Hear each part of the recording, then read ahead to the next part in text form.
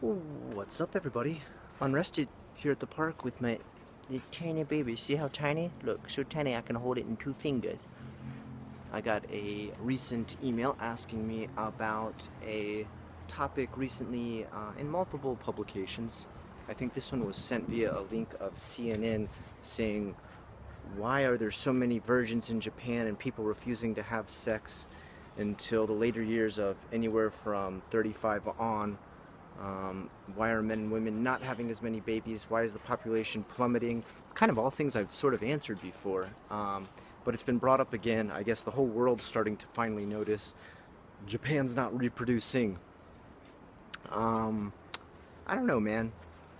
Uh, the answer that I saw from, I don't know what this woman's position was, and it's said in the article, so it's just me being absent-minded, not trying to, I guess, not give her credit where credit is due. I think she was either like an ambassador or some sort of college professor who studies Asian studies, I think was all it was. And then she said that her reasoning behind why she thinks a lot of Japanese men are no longer pursuing Japanese women and starting families is because now that women are starting to get more power in the workplace, that men seeing their own salaries drop below a woman's salary makes them feel like less of a man and they can't be a father figure then, and etc. etc. So kind of like their balls have been taken away and their manhood is gone because they see women flourishing in the workplace, which I I don't really see from day to day in Japan. I never really hear this complaint from Japanese men. I don't really hear this be a complaint of the culture in general. I don't really have a lot of my students ever talk to me about this, or it be an issue that they, I guess, take up with. I don't know. I kind of have my own views. I'm not saying that this lady is wrong. Obviously, she must be very well versed in Asian studies if that was like her role as a teacher in a college. I can't discredit that. I'm sure she's done quite a bit of research into this. But it's in my day-to-day life within Japan, I'm not seeing this being brought up as a problem as to why the population is dropping.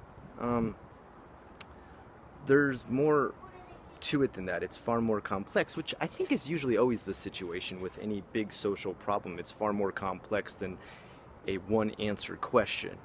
Um, and here's kind of the things I want to expand on and tell you my own views of what I see go on daily, the struggles I see parents and people who want to become parents deal with. And that is number one, in general, she said, the one thing this woman said was that Japanese men make a third of what they used to make in comparison to the economy back in the bubble era of Japan. And this is very true. Salaries are too low in Japan right now. There used to be a time during the bubble era where Japanese men made quite a bit of money, to the point that I remember reading about how electronic stores and jewelry stores would constantly sell out of all the stuff they had because men in Japan who worked salaryman jobs had so much money to throw around that they were constantly buying stuff. Of course, that bubble burst. The economy went down. The economy in any country fluctuates in this same manner. There's hills and valleys. This isn't out of the ordinary. It's not some sort of drastic, I guess, drop in money or some sort of insane inflation. So that's just normal. As far as the salaries, I think what you're dealing with here is you've got a lot of CEOs who are very elderly running these companies who still think that the salaries that they paid back in the 1990s or 1980s is okay for the year 2000 and on, which it's not, obviously, with the inflation of prices. Now the fact that there's 10% tax on a lot of items in Japan, which never used to exist before, means everything in general costs quite a bit more. On top of that, one thing that's always cost way too much in Japan is getting daily care for kids.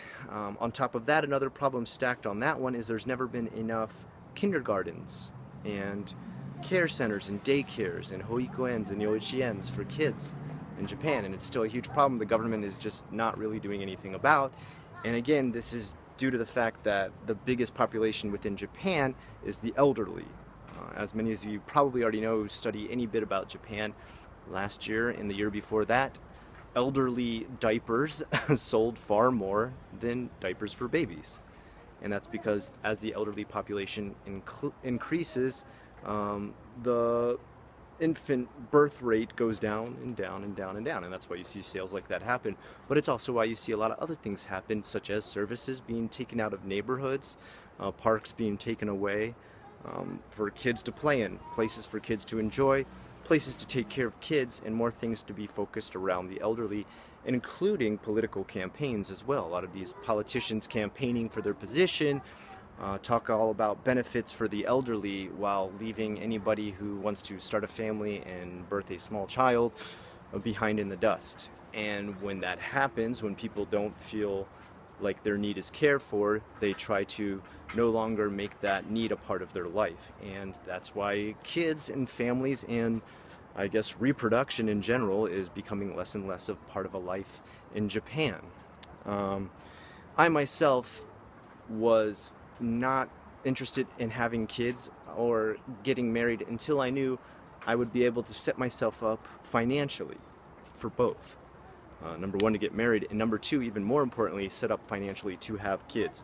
I would not have had kids myself, these two lovely little babies, if I didn't know I was going to be financially sound for them, if I didn't know I was going to be able to afford care for them, everything from insurance, which really isn't too bad in Japan. It really isn't. The prices for child insurance is not so bad. Health insurance for kids, very, very cheap.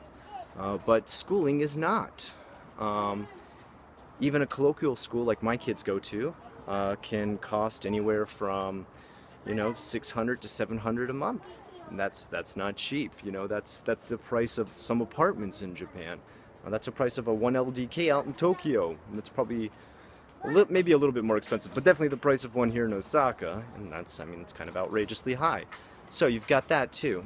There's so much more playing into it than just the fact that now women can get better jobs, so men feel like they've lost their manhood and can no longer provide as equivalent males. I really don't think that's a huge issue. I think the huge issue is the fact that there's so many things the government's not providing, not keeping up with.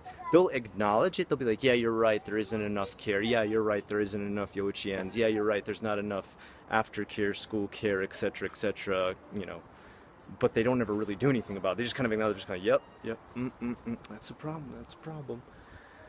And then once again, like I said, salaries are too low. People can't afford to raise kids if their salaries are too low. And there's still kind of this ethic of work in Japan where they try to believe that only the man should work and the woman should stay at home, which is, I guess, fine for some people. If that's your prerogative, cool. If you want to be a very traditional, conservative family and do that, cool.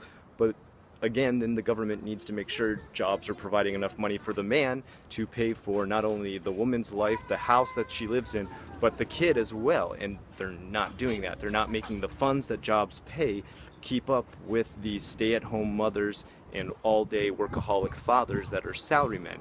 The age of the salaryman is past. Yes, there's still some people who work that job, but number one, job security is gone. Number two, having the increase in your pay month by month, year by year in Japan, is gone. That doesn't happen anymore. Sometimes even bonuses are gone in Japan. That used to be a big part of Japan's traditional business class. Awesome, awesome bonuses every, I guess, around winter time, Christmas, before the fiscal year started again. And that's being taken away by a lot of companies. Pensions are being taken away by a lot of companies. Now people are just left with the government pension, which pays very poor. It's quite awful for how much people need to survive and how much elderly care costs and how much the government actually provides financially. It's totally off balance. So that's just my own kind of input of what I see and what I hear Japanese culture themselves complain about. These are not my own personal opinions. This is what I have had from everything from teaching a kaiwa with English conversation with students, anywhere between the ages of 18 on up to my oldest student being 60. They all complain about a lot of the same things and what they see the government doing wrong. I hope you can take that part in as well. Of course, like I said, don't totally disavow anything the woman who was quoted in that article said, but take into the fact that there's a more complex answer to this very difficult JFAQ, Japan's frequently asked questions, with me, Unrested, with the questions you requested. Have a good one.